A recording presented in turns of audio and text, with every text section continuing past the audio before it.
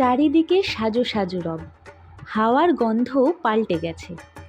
প্যান্ডেলের শেষ প্রস্তুতি জানিয়ে দিচ্ছে পুজো এসেই গেল। আর পুজো মানেই খাওয়া দাওয়া। নমস্কার, পুজো সিরিজের দ্বিতীয় নিবেদন অষ্টমীর ভোগ।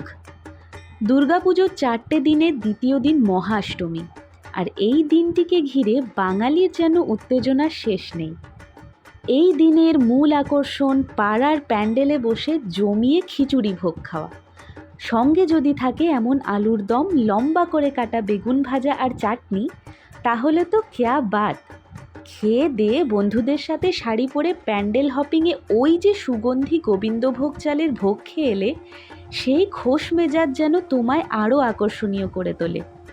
হাতে গন্ধ লেগে থাকে একটা বিশ্বাসের, ভক্তির আর ভালোবাসার।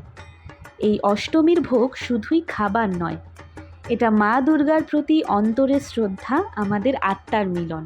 তোমাদের সকলকে জানাই পুজোর আগাম শুভেচ্ছা।